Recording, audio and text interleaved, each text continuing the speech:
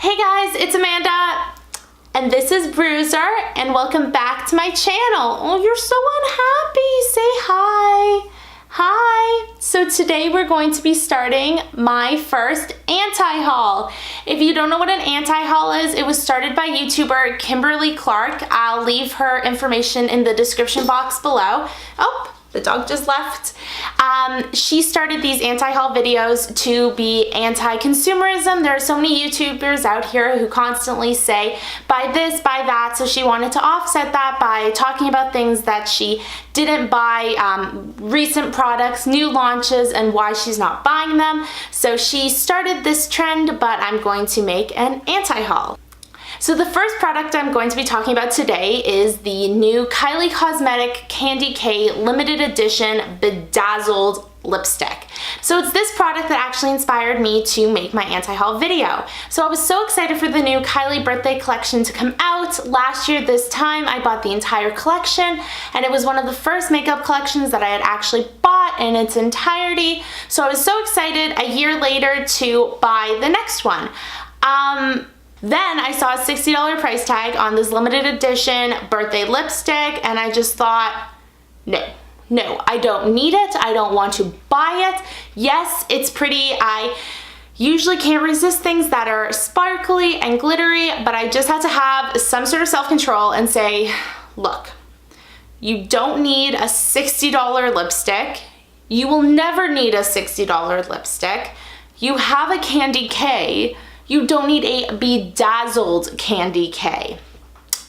In all honesty, I think it's a little bit lazy for Kylie to have repeated the same color and just put it in different packaging.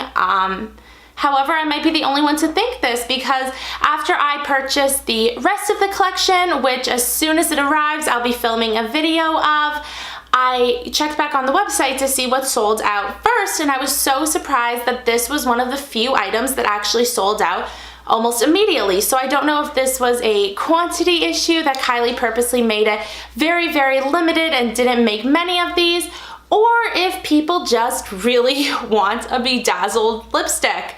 I know that there are other Instagrammers out there who said that they had actually made their own bedazzled lip kits using, I guess, a hot glue gun and little gemstones. So I'm sure that's an option as well. Personally, I'm so hard on my lipsticks, it's embarrassing. I throw them into different bags. I have so many living in the bottom of all my purses that just little itsy bitsy bedazzles aren't for me. They'd fall off, they'd go everywhere, and it would end up just looking ratchet as fuck. The next thing I'm going to be talking about is the Too Faced Latex Gloss Unicorn Tears.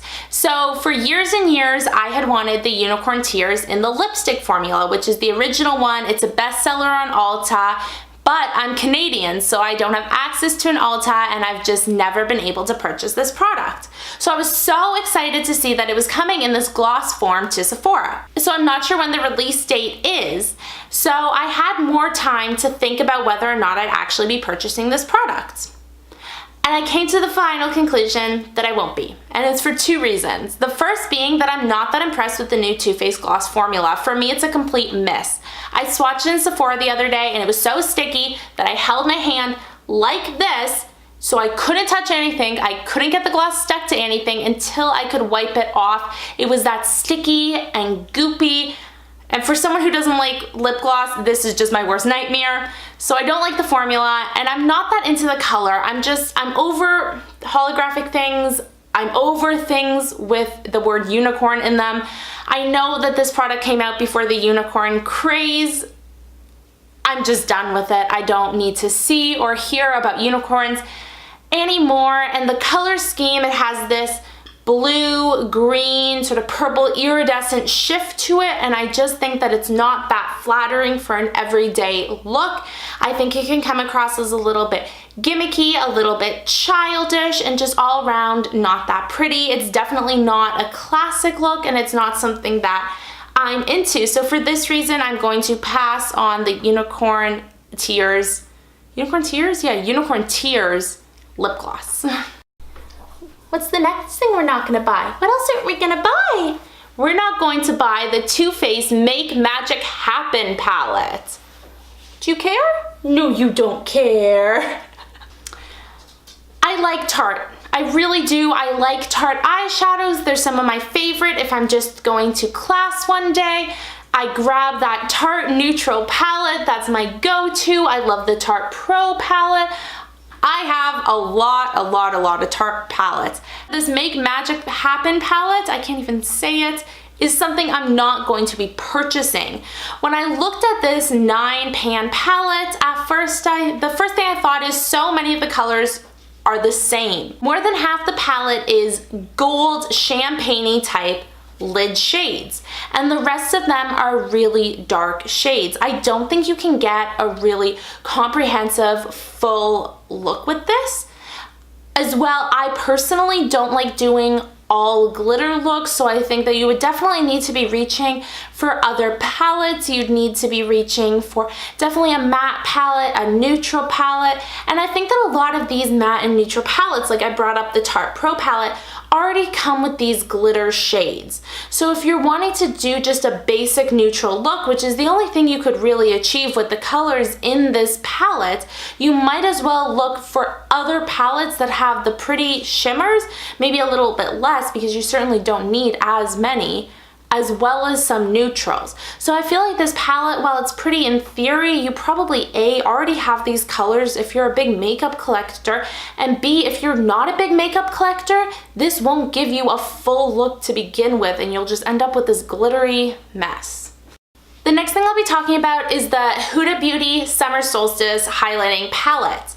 I have the Pink Sands Highlighting Palette and it's one of my favorite highlighting palettes. I really like the formula of it. It's this like blinding, gorgeous highlight. However, the whole point that Huda designed these palettes for is to use all 4 shades. So you have a highlighting base, a highlighting topper, a cheek topper, a color that goes under your cheekbones, and for me it's just a lot of highlights. I know I look like I'm wearing a lot of highlight right now, however I'm using one product, so to pile 4 products on top, 4 highlighting products on top of my face just seems like a lot, but I do really like it. In theory, it's definitely something I bring out for special occasions. So when I saw her new Summer Solstice, it's a limited edition palette, I thought, wow, this is really pretty. She's definitely trying to compete with the ABH highlighter palettes. Go girl, we need more products on the market. And then I looked at the color scheme of this and I thought, you know what, for the price, I will only be using one product consistently. The color Mykonos, which is that deep purple, is nice. For my fair skin, I don't know how well it will look. I think it would be cute if I was going to a festival or a concert, but I'm kind of a homebody who has no life, so I'm not going to too many of those. So I just think that that color would be a waste apart from 1 or 2 uses. And then the other 2 colors are too dark for my skin tone. So while I applaud Huda for making different highlighters that are great for a whole variety of skin tones, I definitely would pass on this, and I think if you're fair skinned, even if you're a makeup collector and a Huda lover, you should as well, because it's just, you're not going to use all the colors. You're paying a very steep price for one color that you probably have something very similar to in your collection. Okay, I don't want to seem like I'm going in on Too Faced too hard. Huh, punny. But I am not going to buy their Glitter Bomb palette. I wanted to buy their Glitter Bomb palette. When I heard that they were releasing an all glitter palette, I actually got excited. I'm extra. I usually love glitter. However, I don't love this palette. And the main reason is formula. Well, actually, there's a lot of reasons, but the first main reason is formula. I went into stores after seeing some questionable reviews online, and I figured I would swatch it myself. And this time when I was in Sephora, I was actually with my mom. And so I see this Glitter Bomb palette and I'm swatching it down my arm, and my mom peers over me and she goes, that's not a good formula. These do not look like good shades at all. And now my mother knows nothing about makeup. False eyelashes terrify her. She owns 3 eyeshadows and she knew this palette wasn't a good formula. The glitters are chunky, they're patchy, they're all over the place. I was getting it all over my clothing. They're not good at all. Honestly, a lot of pressed glitters aren't my favorite to begin with, but you can work with them usually with a glitter glue. I know Too Faced makes an amazing glitter glue. It's actually the only one I own. I love it so much. However, I don't see the point of having to work so hard with these shades when there are so many other great glitters out on the market. The Stila ones right now, fantastic. The Tarte, the new Tarte Unicorn palette, that's all glitters. I know I just said I hated unicorns, but that all glitter palette is actually one of my favorites. That's a really good one. This Glitter Bomb palette, no, I'm really hoping Too Faced is going to start putting more regulations or a little more strict on their formula consistencies, because some Too Faced products I absolutely love, and then other ones I'm like, I could get something better at the drugstore. I could get something better at Walmart. This is just not the palette for me.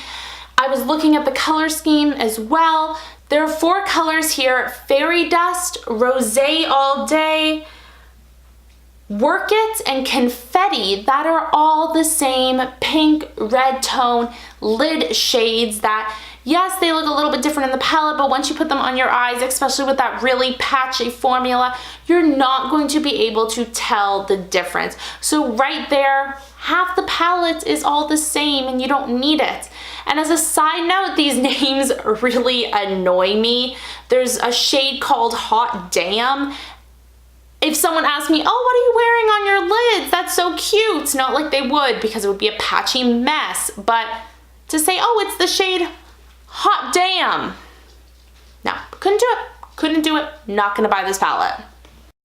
Next on my list is the Ciate Glitter Flip Liquid Lipsticks. And I feel like right now, this whole video is just, I'm not buying Too Faced, I'm not buying glitter, but these lipsticks, I think they really missed the mark. I've really been into Ciate products lately. There's really pretty highlighter blush duos are some of my favorites now. I've been wearing them all summer. I think that well, first off, I think that they missed the craze of the glitter lipsticks. I know that Kat Von D is releasing hers super shortly as well, and I debated whether I should put hers or the Ciate ones in this video because I didn't want to do both.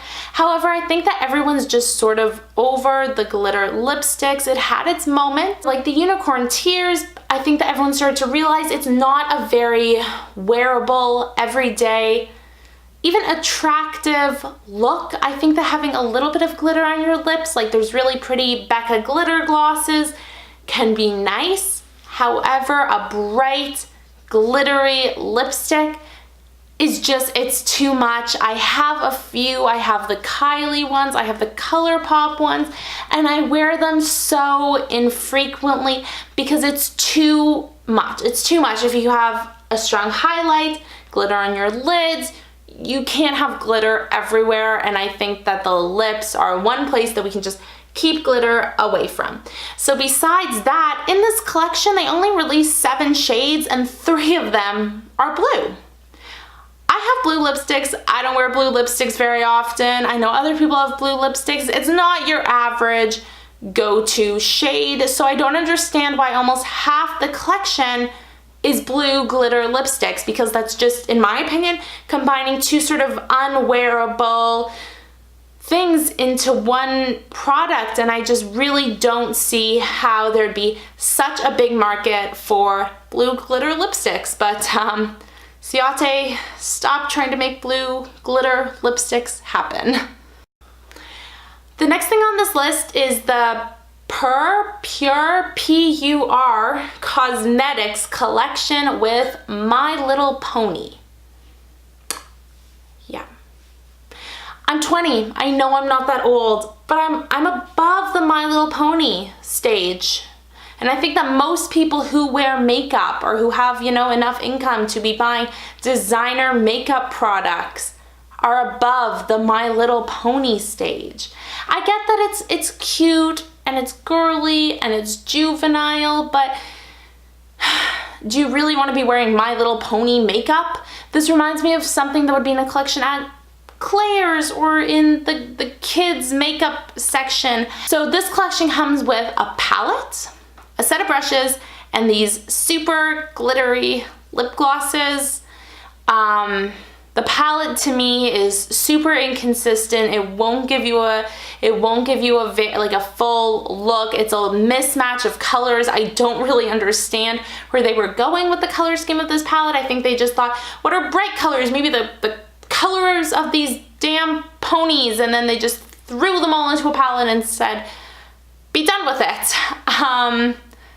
If you want to look like a colorful My Little Pony, then be my guest and buy this palette. That's not for me. This isn't my style. Yes, I like bright colors, but I like palettes that have consistency with the bright colors in their palettes.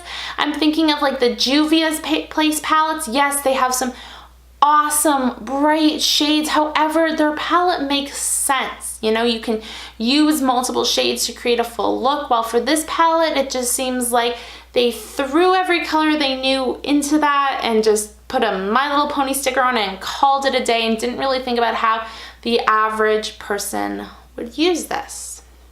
So for this reason, I'm not gonna buy it. Not like I'd ever buy something that was My Little Pony to begin with, but I'm not buying this palette. So I saw a lot of excitement on Trend Mood's page recently that the LORAC Mega Pro Original palette was coming back.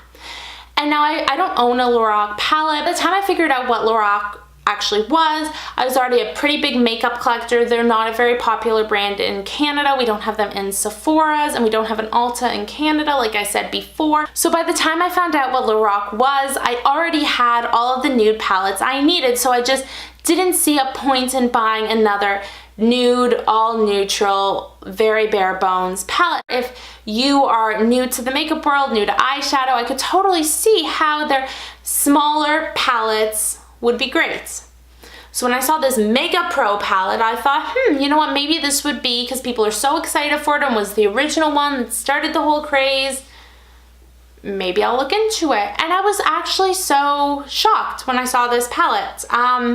More than half of it, like way more than half of it. I feel like I sound like some sort of clueless boyfriend where I'm like, don't they all look the same? But they do all look the same. Half of this palette are all just white, light, neutral shades that A, I hope you already have, B, really only have one purpose, which is to blend, or for the lid to lighten it up from all of these light shades to these deep jewel shades. That there was like a dark green in there, there was a dark burgundy. There's no real transition, and so me personally, I never do a look with just like a light white straight to a jewel tone. Unless you do your makeup in a very specific way, you would be reaching for other palettes to complete this look, which is just insane to me because it's this giant pro palette. So you would think that you'd be able to get a full complete look, and I think tops you can maybe get like 1 or 2 complete looks.